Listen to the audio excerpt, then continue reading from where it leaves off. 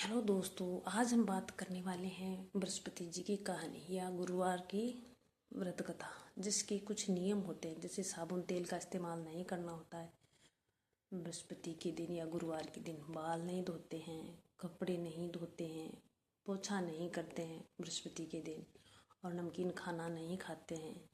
इस प्रकार से छोटे मोटे परहेज किए जाते हैं और पीला भोजन कुछ भी बनाकर किया जाता है, बृहस्पति देव को भोग लगाया जाता है। यही व्रत के नियम है। बृहस्पति देव की कहानी जो इस प्रकार से है। गुरुवार की पौराणिक व्रत कथा। गुरुवार व्रत करने से बृहस्पति देवता प्रसन्न होते हैं। ये व्रत अत्यंत फलदायी है।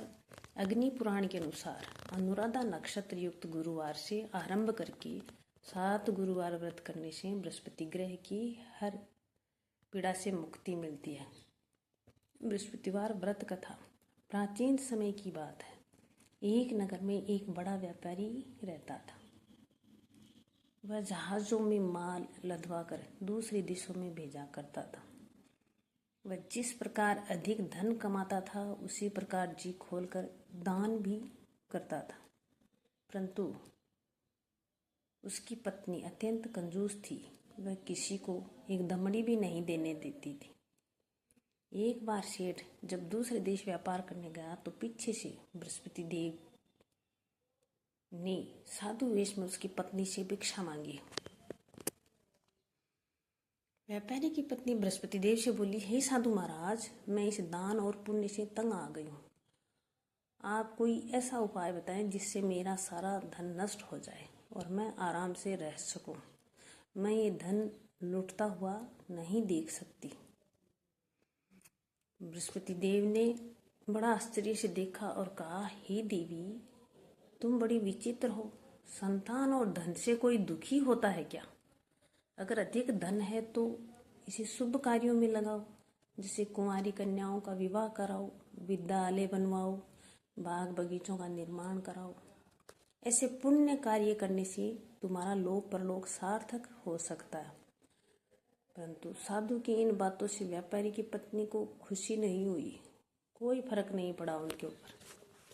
फिर उसने कहा, मुझे ऐसे धन की आवश्यकता नहीं है जिसे मैं दान दूं।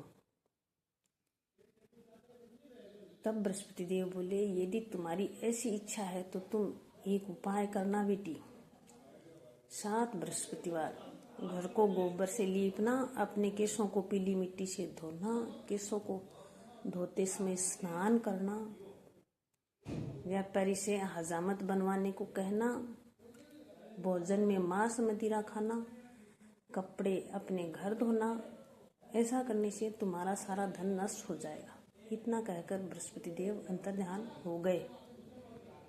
व्यापारी की पत्नी ने बृहस्पति देव के कहे अनुसार 7 बृहस्पतिवार वैसा ही करने का निश्चय किया।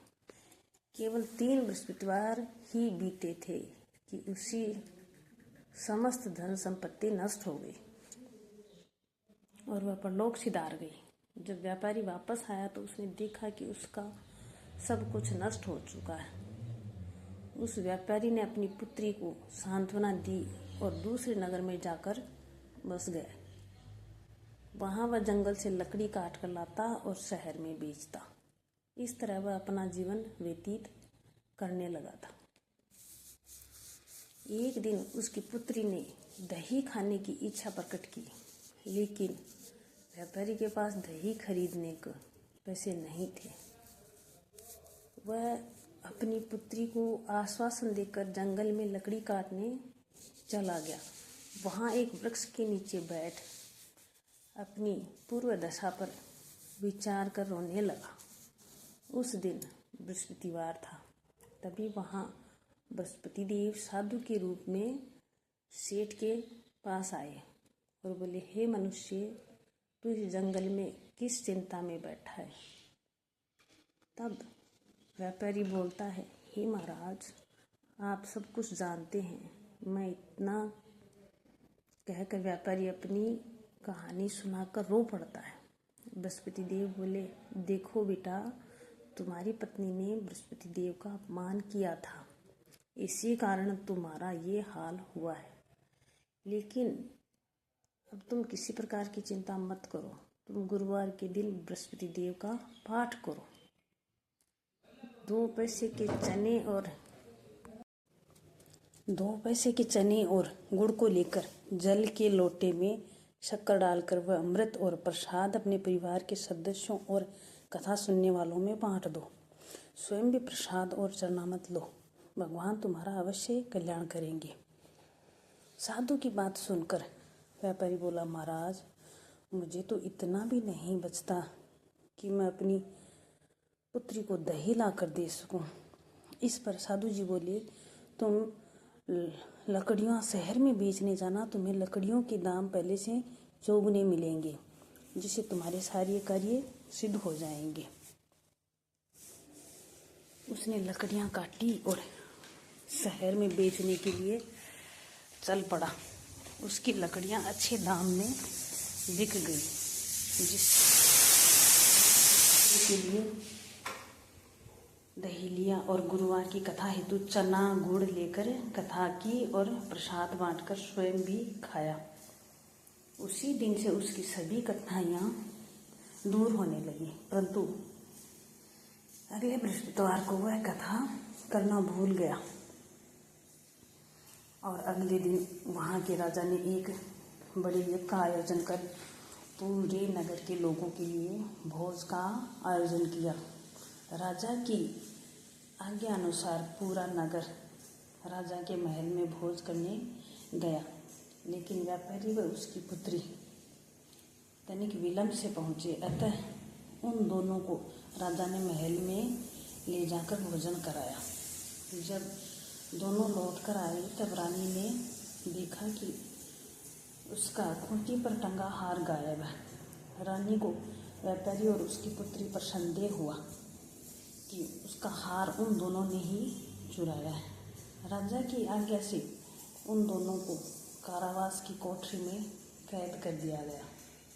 कैद में पड़कर दोनों अत्यंत दुखी हुए। वहाँ उन्होंने बृहस्पति देवता का स्मरण किया। बृहस्पति देव ने प्रकट होकर व्यापारी को आभास कराया और उन्हें सलाह दी कि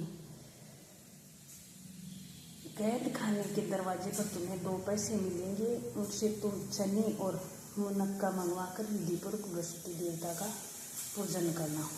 तुम्हारे सब दुख दूर हो जाएंगे। बृहस्पतिवार को कैद खाने की द्वार पर उन्हें 2 पैसे मिले। बाहर सड़क पर एक स्त्री जा रही थी। व्यापारी ने उसे बुलाकर गुड़ और चने लाने को कहा। इस पर वह स्त्री बोली, मैं अपनी बहू के लिए गहने लेने जा रही हूँ, मेरे पास समय नहीं है। इतना कहकर वह चली गई। थोड़ी ही देर में वहाँ से एक और स्त्री निकली।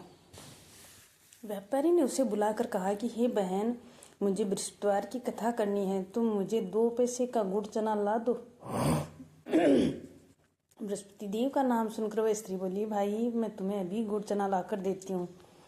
मेरा इकलौता पुत्र मर गया है, मैं उसके लिए कफन लेने जा रही थी, लेकिन मैं पहले तुम्हारा काम करूँगी, उसके बाद मैं अपने पुत्र के लिए कफन लाऊंगी। वह स्त्री बाजार से व्यापारी के लिए गुड़ चना ले आई और स्वयं भी बृहस्पति देव की कथा सुनी। कथा के समाप्त होने पर वह स्त्री कफन लेकर अपने घर गई। घर पर लोग उसके पुत्र की लाश को राम नाम सत्य है कहते हुए शमशान ले जाने की तैयारी कर रहे थे। स्त्री बोली, मुझे अपने लड़के का मुख देख लेने दो। अपने पुत्र का मुख देखकर उस स्त्री ने उसके मुंह में प्रसाद और चरणामृत डाला। प्रसाद और चरणामृत के प्रभाव से वह पुनर्जीवित हो गया। पहली स्त्री जिसने बृहस्पति देव का निरादर किया था, वह जब अपने पुत्र के विवाह हेतु पुत्र वधू के लिए गहने लेकर लौटी और जैसे ही उसका पुत्र घोड़ी पर बैठकर निकला, वैसे ही घोड़ी ने एक ऐसी उछाल मारी कि वह घोड़ी से गिरकर मर गया। ये देख स्त्री रो रो कर बृहस्पति देव से क्षमा याचना करने लगी। उस स्त्री की याचना से बृहस्पति देव साधु वेश में वहां पहुंचकर कहने लगी, देवी, तुम्हें अधिक विलाप करने की आवश्यकता नहीं है। यह बृहस्पति देव का अनादर करने के कारण हुआ है। तुम वापस जाकर मेरे भक्त से क्षमा मांगकर कथा सुनो, तब ही तुम्हारी मनोकामना पूर्ण होगी। जेल में जाकर उस स्त्री ने व्यापारी से माफी मांगी और कथा सुनी।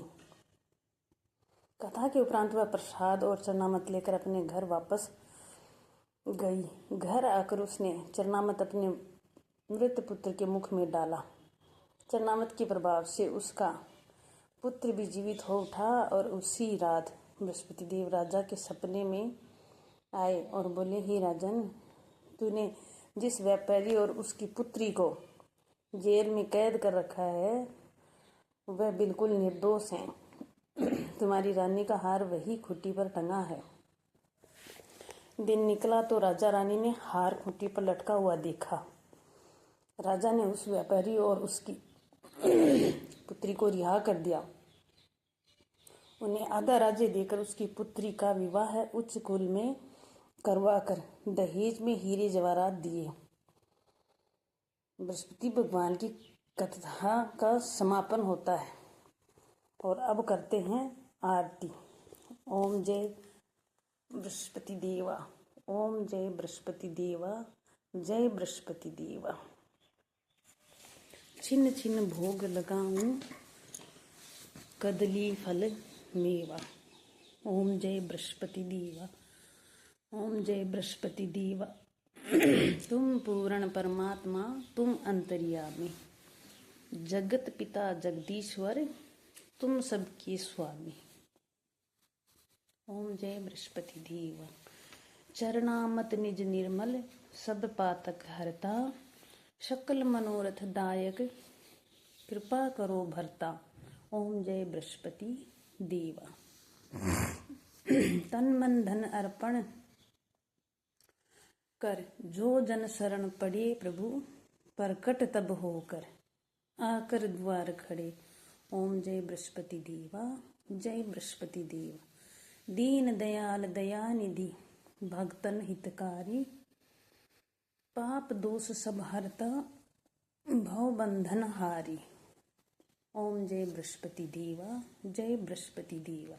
सकल मनोरथ दायक, सब संशय तारो, विषय विकार मिटाओ, संतन सुखकारो। ओम जय बृहस्पति देवा। जो कोई आरती तेरी प्रेम सहित गावे,